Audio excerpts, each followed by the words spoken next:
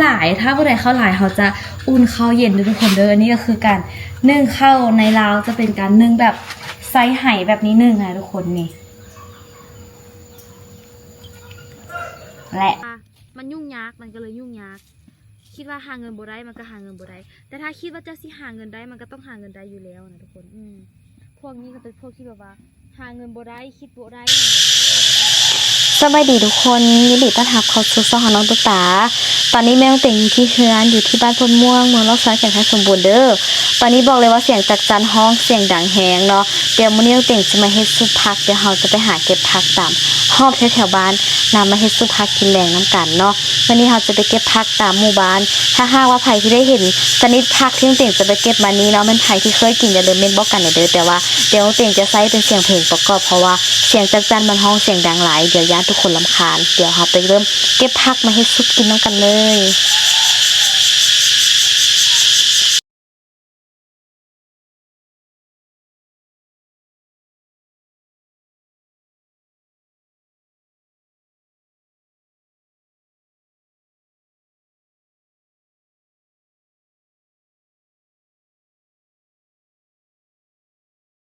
นี่ค่ะว้าวเดี๋ยวไปเก็บผักอย่างอื่นเพิ่มเดี๋ยวน้องตุ๊กจะไปเก็บผักอยู่เฮือนแม่จำปีเพราะว่าเฮือนจำปีนะมีผักหลายเสียงจักจันห้องค่อนข้างที่จะดังตอนเช้านี้บ่ต้องย้ายอย่างเลยเสียงจักจันจะสิปลุกให้ตื่นเองอันนี้เป็นบรรยากาศตอนแรงฟ้ามืดตอนนี้เป็นเวลาประมาณ5 โมงตะเวนคล้ายๆสิตกแน่บ่ตกแน่บอดี้เด็ดไหมตู้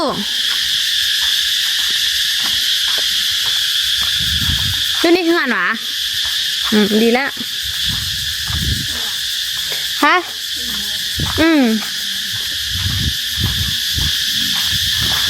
น้องกุ๊กกิ๊กโบยูเพราะว่ากุ๊กกิ๊กหันไปดินอยู่ภาคใต้ของลาวเพราะว่าพ่อกุ๊กกิ๊กเป็นคนใต้เนาะนั่นแหละกุ๊กกิ๊กก็เลยไปดินอยู่ลาวคนดินอยู่ภาคใต้ก็คุณ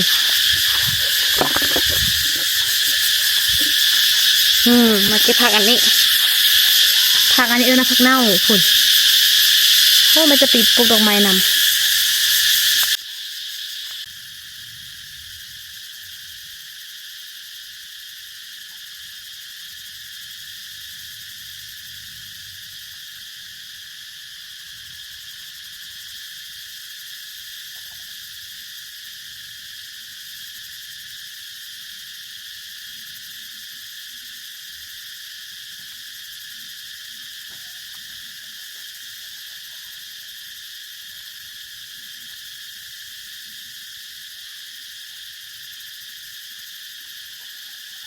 อันนี้ก็เป็นอีกผักหนึ่งที่เราจะมาเก็บไปเฮ็ดซุปพอผักอันนี้ก็เฮ็ดซุป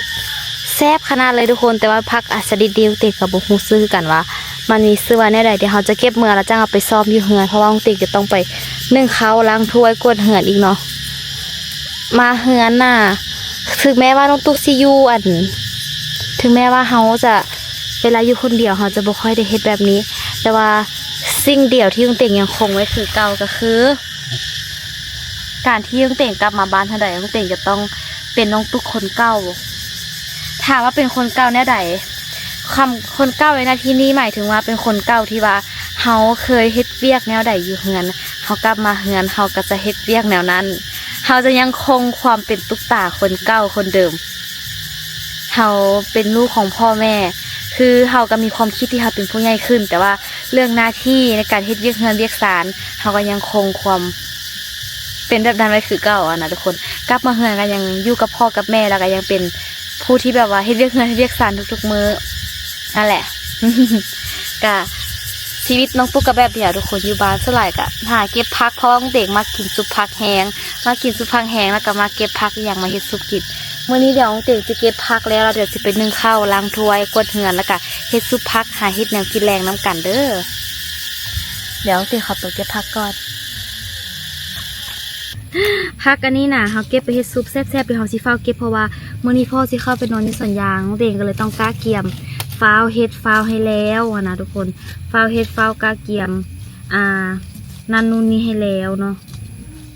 เก็บผักไป ไปซ้อมเฮาข้างให้เข้าเฮาก็จะได้มีเวลาซ้อมพักล้างถ้วยกวาดเฮือนแล้วก็นึ่งข้าวสุกแล้วเฮาก็จะได้แต่งอยู่แต่งกินเนาะเพราะว่าเฝ้าเฮ็ดเฝ้าแล้วพ่อสิได้เข้าไปนอนที่สวนยางเพราะพ่อต้องไปนอนเฝ้าสวนยางเพราะว่าอย่างของบ่ทุกคนมันขี้รักหลายโจรแบบขี้รักที่แบบว่าเขาท่ารักยางพาราเพราะว่ายางพารามันค่อนข้างที่จะราคาดีนะคนก็จะมาท่าจอบรักเอาไปขาย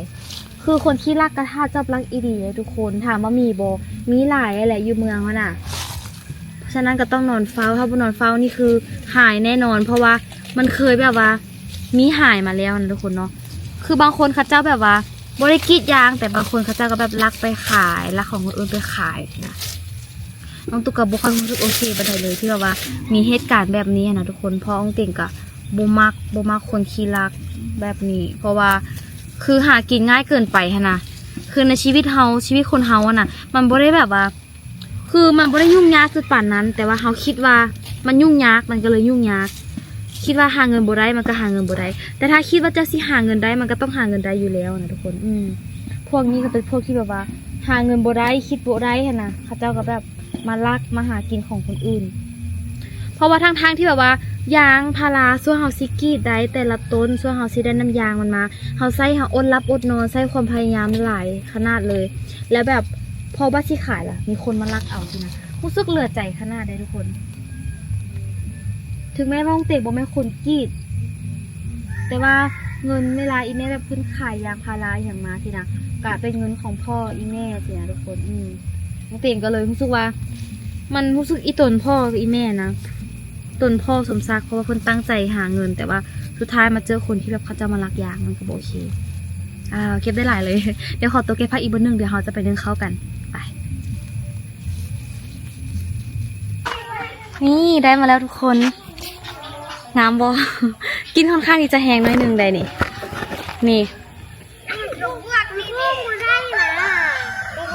ไปซุปผักอันนี้คือเมนูผักที่เราจะซุปเดี๋ยวเราไปซ้อมที่หลังตอนนี้เราไปค้างให้เขาก่อน เดี๋ยวอีพ่อจะไปหาบ่ทันเดี๋ยวอีพ่อตื่นนอนมาอีพ่อจะบอกได้กินข้าวเดี๋ยวฟ้ากลับไปนึ่งข้าวให้แล้วละแต่งกินพ่อเพิ่นจะได้ไปสวนยางให้ทันเดี๋ยวเขาจะไปลากยางเด้เขาทันครัวแล้วเดี๋ยวเต้เขาไปนึ่งข้าวก่อนโอ้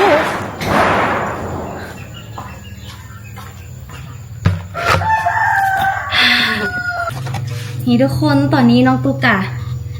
ค้างดังไฟค้างหม้อเดี๋ยวเขาจะนึ่งข้าวมือดำหมดเลยเห็นบ่ มือดำหมดเลยเดี๋ยวเขาจะมาอุ่นข้าวเย็นเพราะว่ามื้อนี้ข้าวหลายถ้าเมื่อใดข้าวหลายเขาจะอุ่นข้าวเย็นด้วยทุกคนเด้อนี่ก็คือการนึ่งข้าวในลาวจะเป็นการนึ่งแบบไซส์ไหแบบนี้นึ่งนะทุกคนนี่และการนึ่งข้าวในลาวเขาจะใส่เป็นแบบไหแบบนี้นึ่งเดี๋ยวเราเอาไปแซะน้ำนิดนึงแล้วสิไปล้างมือเดี๋ยวเราสิมาจุกข้าวใส่ไหนทุกคนอยู่ในทางวันนึงเด้อ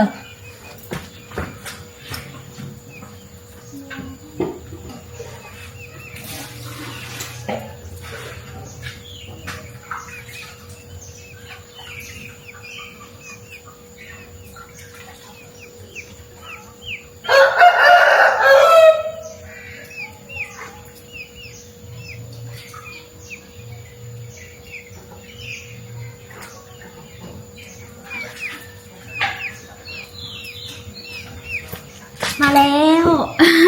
ท้าด่วนบอเดี๋ยวเขาสิมาจกให้เข้าแขนยังดำเห็นบอมาบ้านเท่าไหร่นี่กะสิแหละเฮ็ดเรียกงานเรียกสารอุ่นข้าวนึ่งข้าว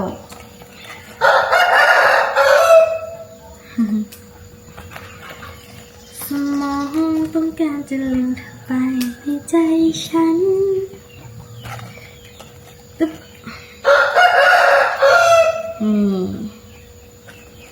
ไฟกำลังติดมาทุกคนได้เวลาแล้วทัดมาหลังจากที่ค้างให้ข้าวและนึ่งข้าวแล้วเดี๋ยวเราจะมาล้างถ้วยเนาะทุกคนเนาะเป็นสิ่งที่แบบว่ามาเท่าไหร่แล้วต้องเฮ็ดตลอดและเป็นสิ่งที่เขาว่าไหนดีก่อนเป็นสิ่งที่แบบว่าจะต้องได้เฮ็ดเพราะว่ามันคือหน้าที่ของเราเรียกงานเรียกซาน อั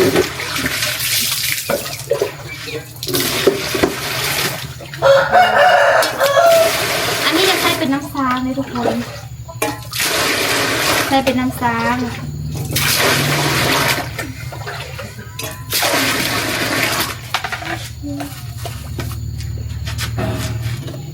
มาเดี๋ยวเด็กมาล้างถ้วยก่อนอึ๊บ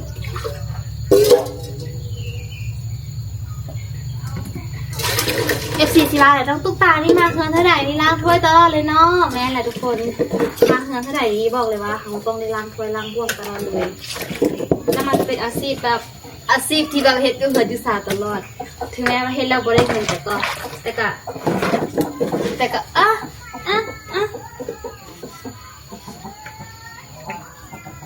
ตัวอย่างอ่ะยามันตอดตาแห้งพุ่งงานแบบนี้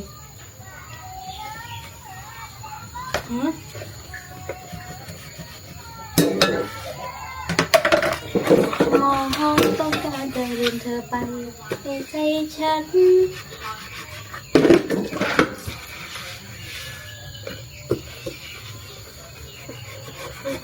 จึ๊บ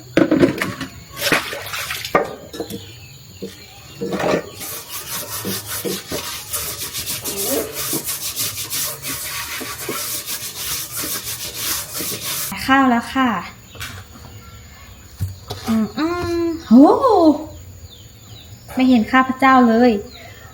ข้าพเจ้าหายไปไหนก็ไม่รู้มามีข้าวกันเด้อวันนี้เด้อข้าวสิสุกละ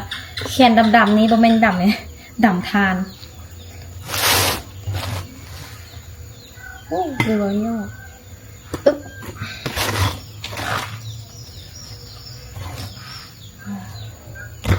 โอ้ข้าวฮ้อนขนาด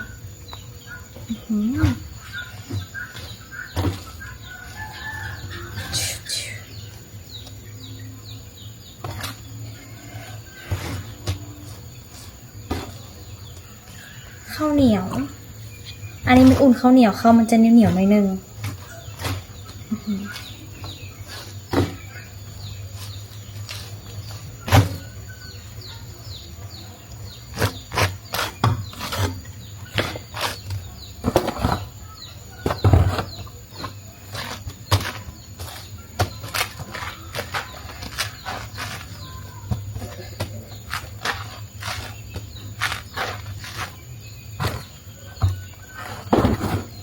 เสร็จแล้วค่ะ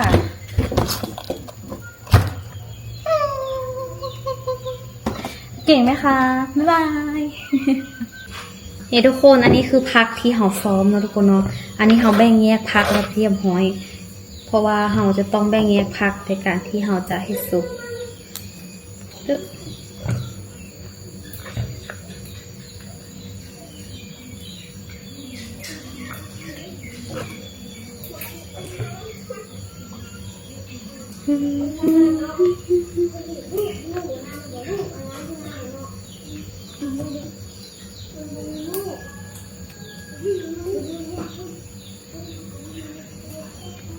บอดี้เอ้ยบอดี้เอ้ย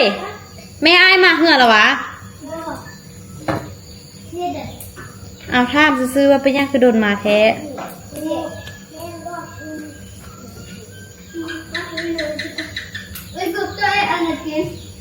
สุภัก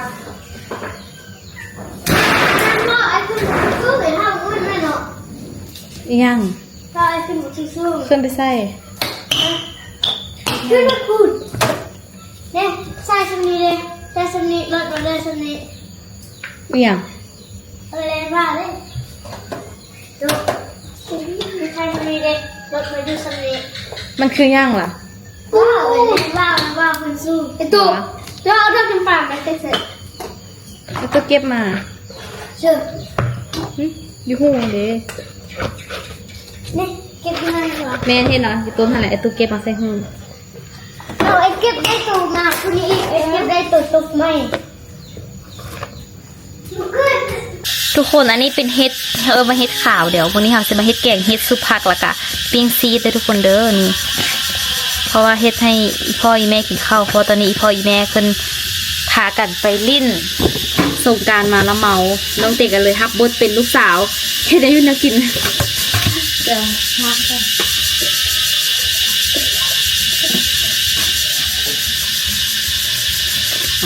อย่างที่ล้างเห็ดแล้วก็เห็ดขาวนี่มันจะขึ้นแบบตามธรรมชาติเลยทุกคน มันขึ้นน้ำขอนไม้อากาศอบอ้าวสินะมันจะมากขึ้น อันนี้แม่น่าจะซื้อมามั้งแต่แบบตอนนั้นจะไปเก็บมาแหละเดี๋ยวมันจะขึ้นมาเห็ดเมนูแกงสดน้ำแกงสดน้ำร้อนๆแซ่บๆเราต้องให้กินเป็นหลายอย่างเลยทุกคน สนใจมันเป็นลูกสะใภ้บอได้กินหลายอย่างอยู่มักคือจะได้กินอยู่ทุกคน ถ้าเป็นอาหารบ้านๆอันนี้ให้กินเฮ็ดเป็นแต่ถ้าเป็นแบบอาหาร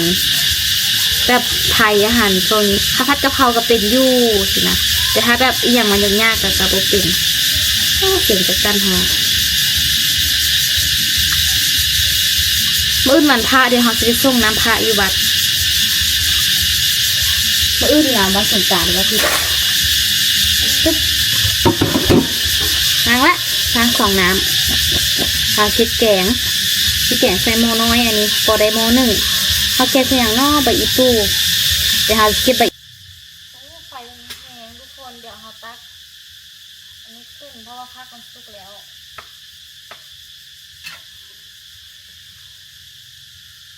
2 3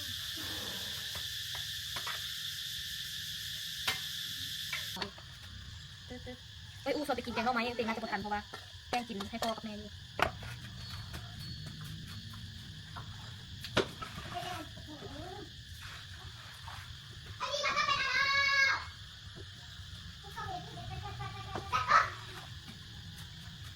พอเชียร์เดี๋ยวเขาจะทอดซีก่อนเพราะว่าพอซีได้เข้าไปนะพอทอดซีกับถาดน้ำเจียวให้พอก่อน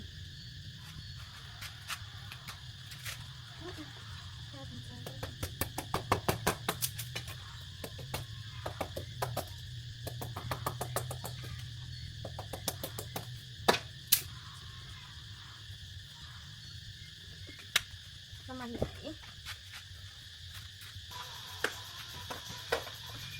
โอ้ที่เขาพักนี้นี่ไม่สั่งเครื่องปรุงเพราะว่าเขาไม่ได้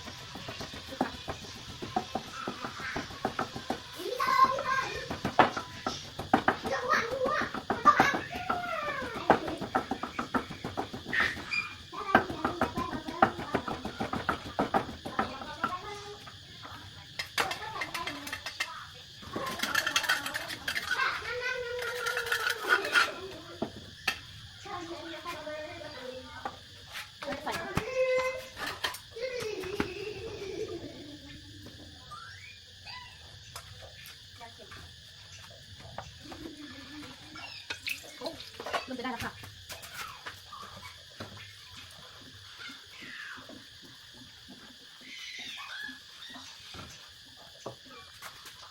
อันนี้คือปลาที่ทำไปทอดอันนี้ทอดนี่เลย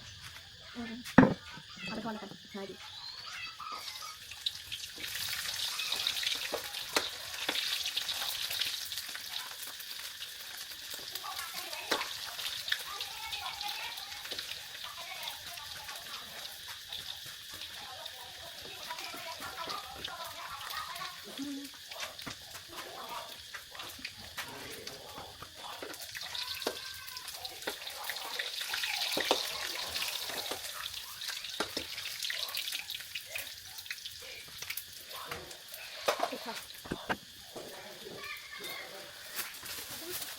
นี่คือภาพของทุกคนนี่ต้องเก็บแทนเพราะว่ายันเข้าไปอันเดิม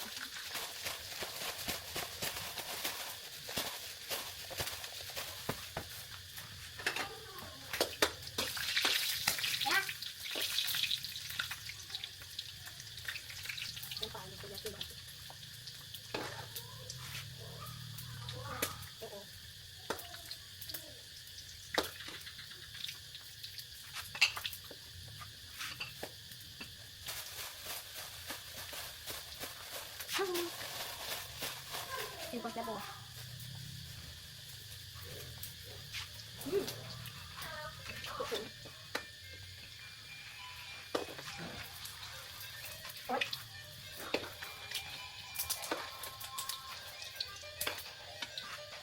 นี่เลยค่ะ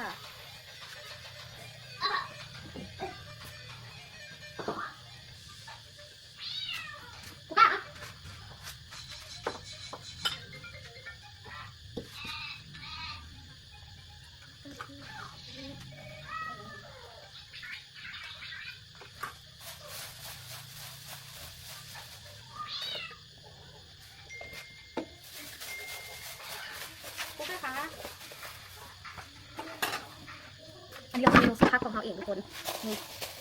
โอ้ยอันนี้คือจับกล้องให้ยังนิดนึงเด้อแม่บัตรตื่นแม่หน่อยอยู่ก็ยังรบกวนแม่ก็เลยแบบคือจับกล้องให้เลย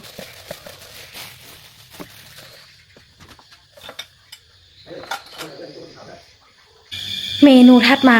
น้องตุ๊บหันท่ายบ่มีผู้จับกล้องให้อันนี้คือเมนูแกงเฮ็ดถ้าเก็บผักแกงเฮ็ดใส่อีตู้แล้วก็หอมปอหอมบัวเดี๋ยวอันนี้เฮ็ดคือมาแกงน้ำทำไม่ค่อยหลายเดี๋ยวมาสิบก่อนแกงพอประมาณแบบถ้วยหนึงพอหูดนะทุกคน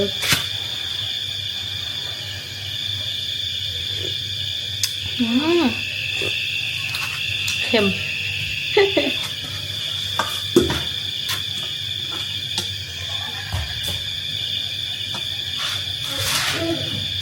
คูป้า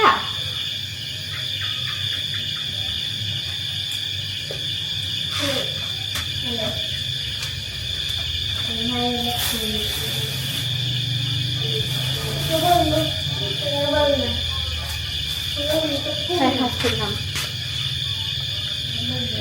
เขาก็ยังไม่ทำอะไรเบิ้งเขาก็บอกให้นอน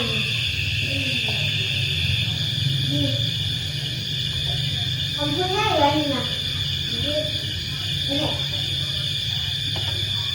ไม่ยากไม่ยากเอาเลยว่า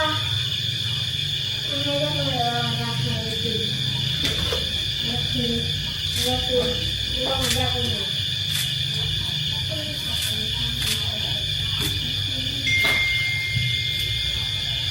นี่ทุกคนสิ่งที่ต้องมีก็คือเมนูนี้เลย ต้องมีแจ่วน้ำขออนุญาตเอาอันนี้คนก่อนเอาตู้เฮ็ดแจ่วน้ำนี่อันนี้ก็เป็นซีนแห้งรู้สึกว่าที่ทอดไม้เกินไปว่าจะเด็กน้อยกินได้ก็ได้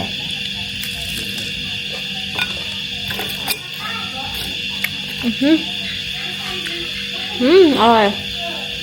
ชิมบ้างซื่อ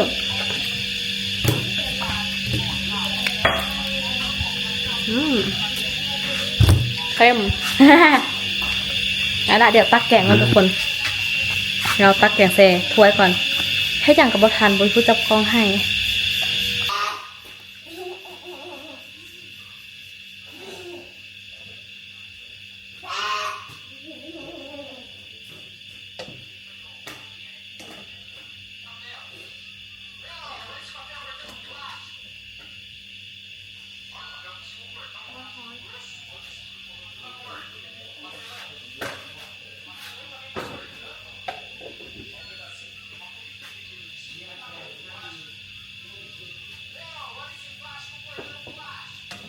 นี่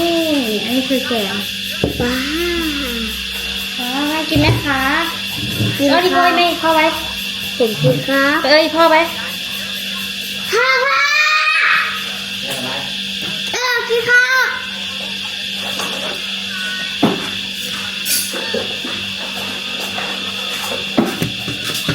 ไอ้จานใส่ว่ะแมงไม้ตกแป๊บเลยพอห้ากระวางลง ตุ๊บตุ๊บตุ๊บตุ๊บตุ๊บอ้าวแล้วก็กินสิ นี่ไม่ได้กินนะ ไม่ชอบ ไม่ได้กินทอดจีนเลย แม่เอ้ย เขากินผ่านเลยทำไมน้ำมัน อันนี้แม่นเดอร์มันพออันนี้นะ กินกับข้าว อันนี้นะพอ ป๊อป เอี่ยม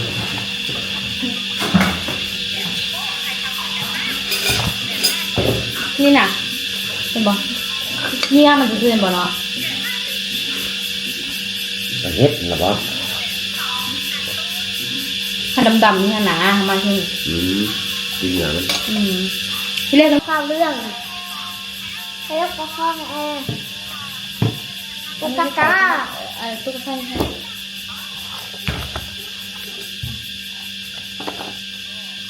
อ่ะคือโวยแม่อันนี้กินได้น้ำไผ่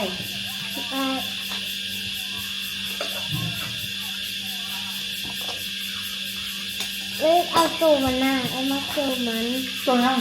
ปุ๊บ เลือดดีบ่ ตัวมากินที่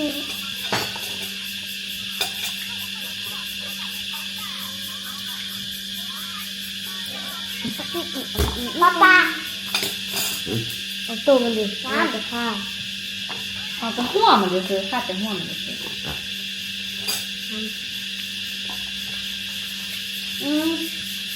หอมยังไงอ่ะ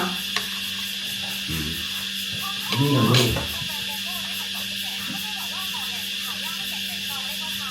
แค่อุจุอย่างนี้ ถ้ากินมันยับจะกินของคุณทุกคนเนาะ อุจุเป็นชื่อเด้อ มึงไม่หวา อุจุเป็นชื่อ จะตุกแล้วเบียร์กันไหม โอ้ย ตุกยังเบียร์ล่าอยู่ดิ อ